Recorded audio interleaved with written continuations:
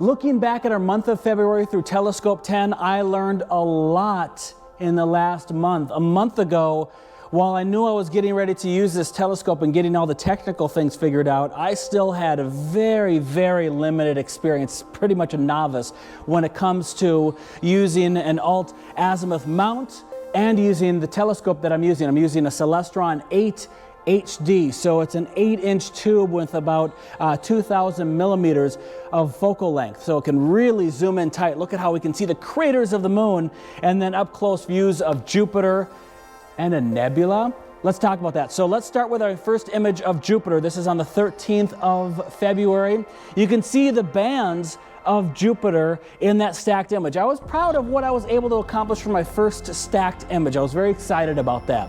As we look to the moon, you can see the shadows of the craters as they're being illuminated. The moon coming from a new moon phase earlier in the month, going towards a full moon phase towards the end of the month, and we were starting to see more and more of the moon towards at least the middle of the month when we're at that quarter phase.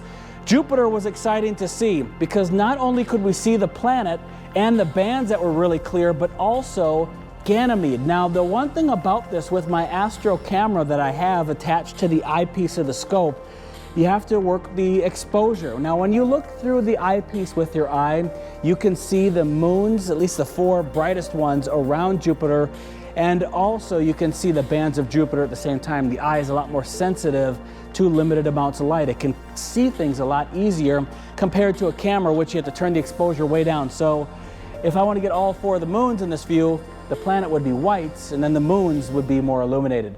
We'll try that maybe next month before Jupiter starts to get too low in the sky. At least where I watch from, there's a lot of trees on the horizon, so I have to capture things when they're high up in the sky. The moon's south pole was an exciting place because the lunar lander by Intuitive Machines landed in the area of Malapert 8, the crater down there. Look at how bumpy and rough the terrain is there. That was on the 21st of February. And then to end the month, I'm proud of this.